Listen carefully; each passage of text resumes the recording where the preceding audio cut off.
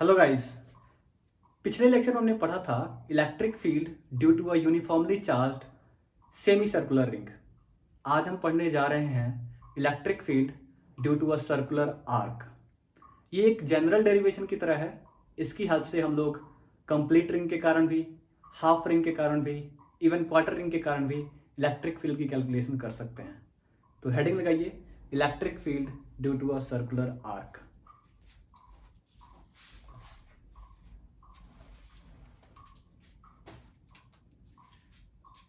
Electric field due to a circular arc.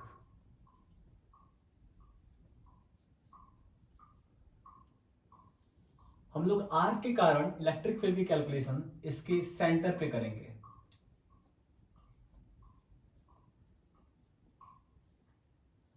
ठीक है, आइए समझते हैं। ये है हमारा कोई आर्क। ठीक है, ये पॉजिटिवली चार्ज है और इसकी चार्ज डेंसिटी जो दी गई है वो है लैम्डा। लैम्डा क्या है? Linear charge density, that is Q by L, linear charge density. Right, ये दी गई है हमारे को, लैम्डा दिया गया है। अब इस आर्क के कारण, ये एक आर्क है ना, इस आर्क के कारण ये आर्क क्या कर रहा होगा? ये एक सेंटर, एक सर्कल का पार्ट है ना, सर्कल का पार्ट है। इस आर्क का कहीं ना कहीं सेंटर होएगा और उसी सेंटर पे हमारे को इलेक्ट्रिक फील्ड की वैल्यू कैलकुलेट करनी है। तो हम लोग अज्यूम कर लेते हैं कि यहां पे कहीं सेंटर होएगा। ठीक है, यहां पे सेंटर होएगा कहीं।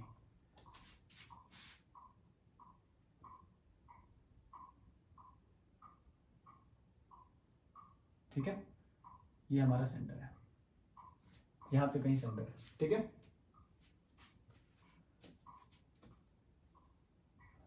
अब मेरे को क्या करना है? यहीं पे इलेक्ट्रिक फील्ड की वैल्यू कैलकुलेट करनी है इस आर्क के कारण।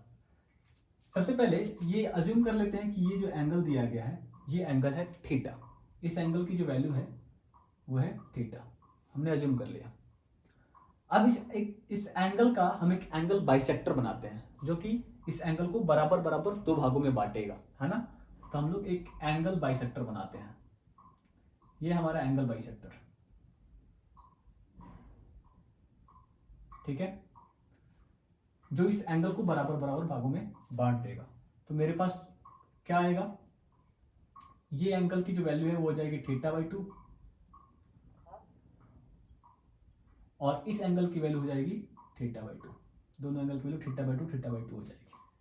ठीक है, और ये कंप्लीट एंगल जो है वो है थीटा। मेरे पास इंफॉर्मेशन क्या है कैलकुलेट करने के लिए? यहाँ पे electric field, net electric field calculate करने के लिए वही पुराना इंफॉर्मेशन कि अगर कोई पॉइंट चार्ज है इसके कारण आर डिस्टेंस पे इलेक्ट्रिक फील्ड की वैल्यू के क्यू अपॉन आर स्क्वायर होती है। यही हमारे पास इंफॉर्मेशन है। तो फिर मेरे को क्या करना पड़ेगा? एक पॉइंट चार्ज के लिए एक छोटा सा एलिमेंट लेना पड़ेगा और उस एलिमेंट में डी क्यू चार्ज होगा और उसके कारण फिर हम लोग फर्दर प्रोसीडिंग्स करेंगे जैसे हम पीछे कर रहे थे। ठीक है, तो मेरे को एक एलिमेंट लेना ही पड़ेगा। मैंने यहाँ पे कोई एक एलिमेंट कट कर लिया। ठीक है, छोटा सा एलिमेंट जिसकी लेंथ कितनी है? dl। इस dl लेंथ में कितना चार्ज होएगा? dq, है ना। अब ये जो dl लेंथ का एलिमेंट है चाहे कितना भी छोटा क्यों ना हो, सेंटर पे जरूर एक छोटा सा एंगल क्रिएट करेगा, है ना। पिछले लेक्चर में हम लोग अच्छे से पढ़ चुके हैं कि एंगल की क्रिएशन क्यों होती है। तो एक छोटा सा एंगल क्रिएट करेगा। आइए, ये हमारा छोटा सा एलिमेंट जो कि एंगल क्रिएट करेगा। यहाँ पे अज्यूम कर लेते हैं कि ये एंगल जो है वो फाई है। वर्टिकल से जो एंगल बन रहा है ये है फाई। तो ये छोटा सा एंगल कितना होएगा? छोटा सा एंगल होएगा डी फाई, है ना। ये एंगल होएगा डी फाई। अगर ये एंगल वर्टिकल के साथ एंगल फाई है तो ये छोटा सा एंगल कितना होएगा? डी फाई, है ना।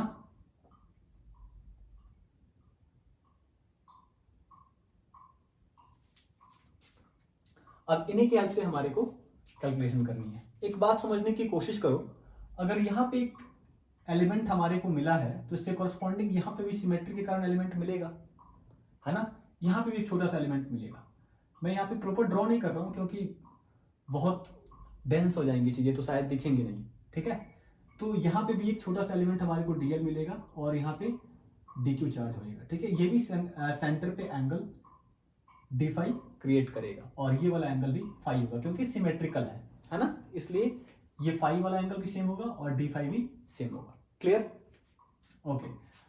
अब तो ये मेरा पॉइंट चार्ज हो गया क्योंकि इतना छोटा एलिमेंट है कि इसको पॉइंट रीड कर सकते हैं और इसमें चार्ज है डीक्यू, तो ये डीक्यू चार्ज क्या हो गया? पॉइंट चार्ज हो गया, है ना। ये डीक्यू चार्ज पॉइंट चार्ज हो गया।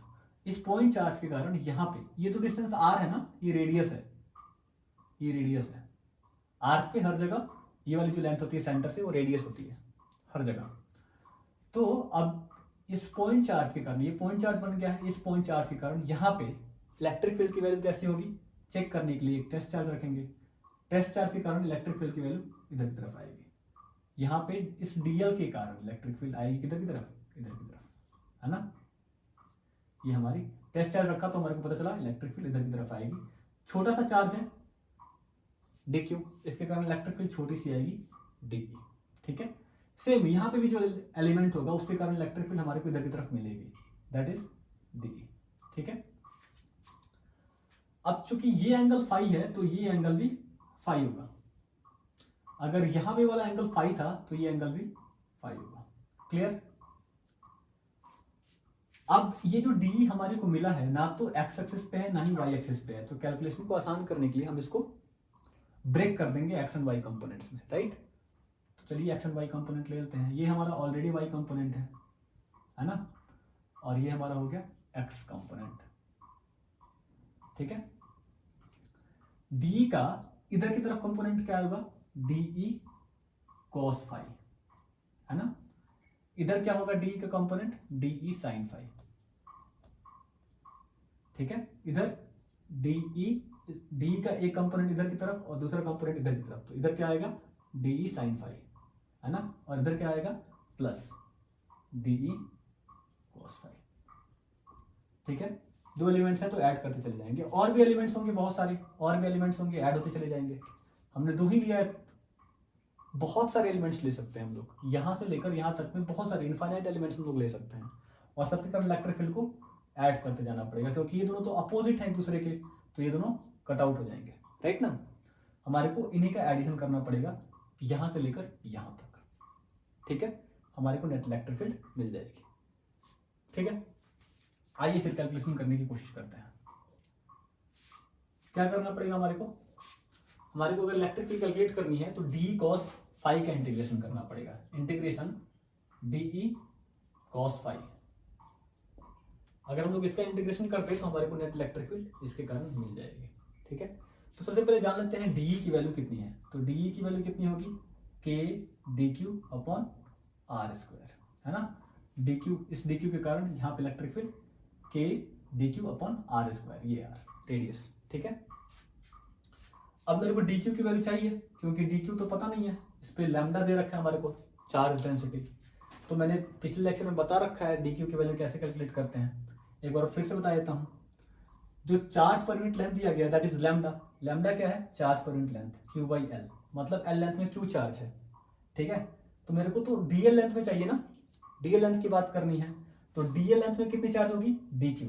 डीएल लेंथ में कितनी चार्ज होगी? डी क्यू, ये भी लैम्डा के बराबर होगी, तो डी क्यू की वैल्यू किसके बराबर हो जाएगी? लैम्डा डीएल के बराबर हो जाएगी, ठीक है। तो हम लोग यहां पे डी की जगह पे क्या रखेंगे? के डी क्यू, डी क्यू की जगह पे क्या रखना है? लैम्डा डीएल, लैम्डा डीएल, ठीक है, upon r square, upon r square, ये हो गया क्या? कॉस फाई, ठीक है। अब डीएल की बात करते हैं जरा। डीएल, अब डीएल भी मेरे को पता नहीं है डीएल कितना लेंथ है ना, तो डीएल को कैलकुलेट करना पड़ेगा। डीएल को कैलकुलेट करते हैं। ये वाला जो हमारा पोर्शन है ना, इसको मैग्नीफाई करके मैं बाहर निकलता हूं। ये है ये पोर्शन, है ना, ये पोर्शन है, ये है हमारा डीएल, और ये एंगल कितना है? डी फाई, ये एंगल है डी फाई। ये आप जानते हो रेडियस है, पिछले लेक्चर में भी हमने बात करी हुई थी इसके बारे में। तो अगर मेरे को डीएल चाहिए तो डीएल की वैल्यू किसके बराबर होती है? आर डी फाई, है ना, आर डी फाई के बराबर होती है। R is equal to radius into this angle, r d theta या फिर आर डी फाई, ये डीएल की वैल्यू हो गई। तो डीएल की वैल्यू हम लोग यहाँ पे पुट कर देंगे, क्या वैल्यू आ जाएगी? के लैम्डा डीएल की जगह पे क्या रखेंगे, आर डी फाई, ठीक है, upon r square into cos phi.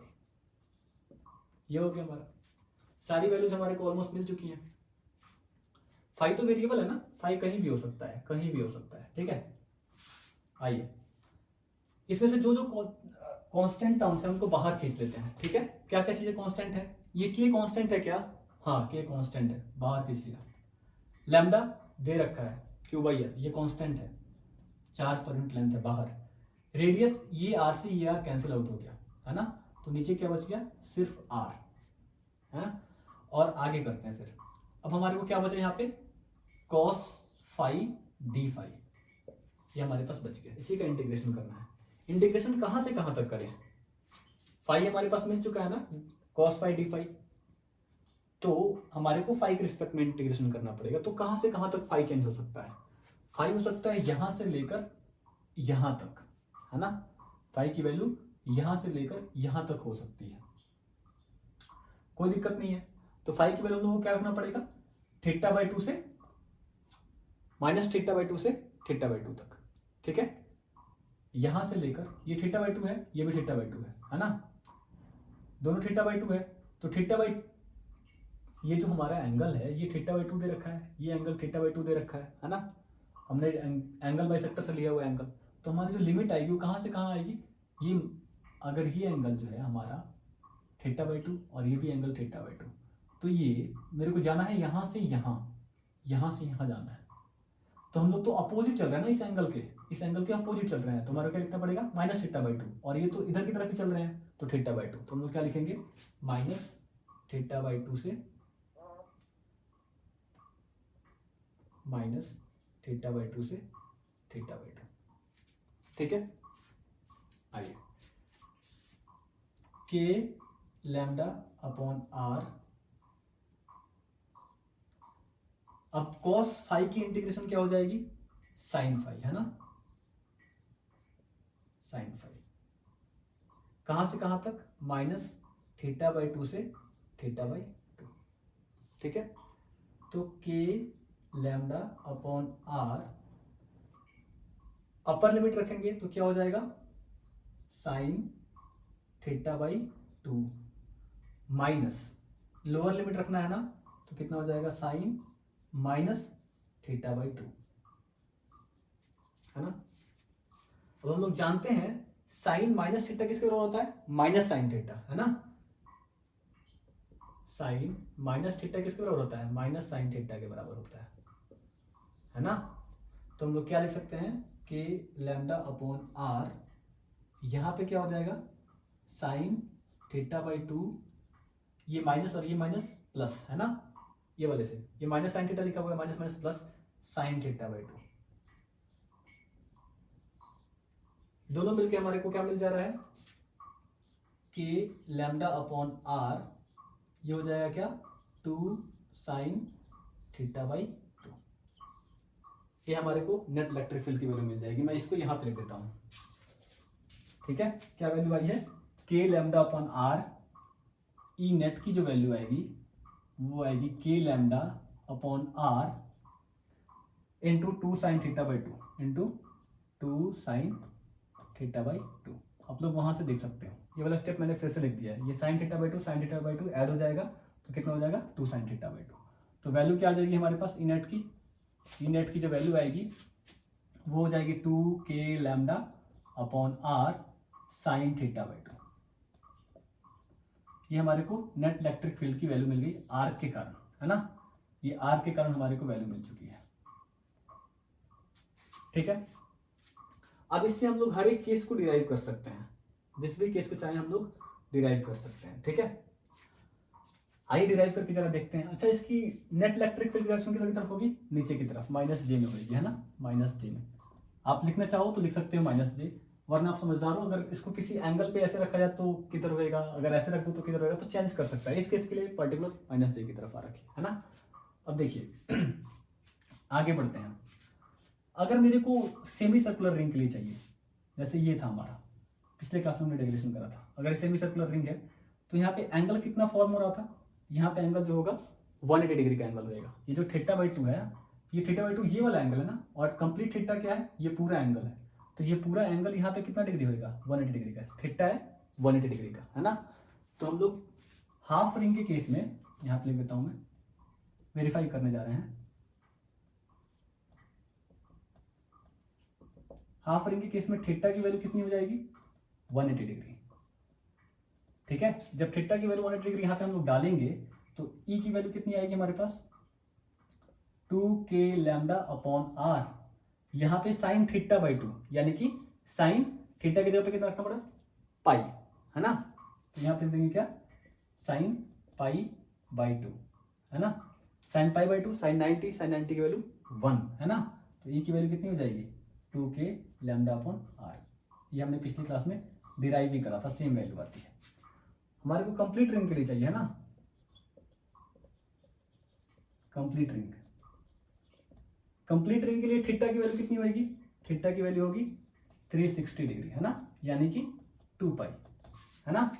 इस फॉर्मूले में जब हम लोग 2 पाई रखेंगे तो हमारे को ई की वैल्यू कितनी मिलेगी, ई इज इक्वल टू होगा 2k lambda upon r sine theta by 2, यानी कि साइन 2 पाई बाई 2, है ना, 2 पाई बाई 2। ठीक है, अब ये 2 से 2 कैंसिल आउट, साइन पाई की value 0, e is equal to कितना हो जाएगा, 0। तो हम लोग जानते हैं कंप्लीट रिंग के सेंटर पे, ये सेंटर की बात हो रही है, ये सेंटर पे, सेंटर की कैलकुलेशन कर रहे हैं हम लोग। सेंटर पे कितनी होती है, 0। कंप्लीट रिंग के सेंटर पे कितनी इलेक्ट्रिक फील्ड होती है, 0, है ना। तभी तो सेंटर पे ही एंगल बनता है ना 2 पाई का, तो सेंटर पे इलेक्ट्रिक फील्ड की वैल्यू होती है 0। तो ये सारे केसेस हम लोग यहाँ से वेरीफाई कर सकते हैं सेंटर के लिए, है ना। सेंटर के लिए हम लोग सारे केसेस वेरीफाई कर सकते हैं। अब अगर क्वार्टर रिंग की करनी हो तो क्वार्टर रिंग के लिए भी कर देते हैं। ऊपर मैं कर देता हूँ क्वार्टर रिंग। क्वार्टर रिंग की अलग से हम वीडियो भी बना के आपके लिए डाल देंगे, लेकिन मैं यहाँ पे वेरीफाई कर लेता हूँ थर्ड केस क्वार्टर रिंग।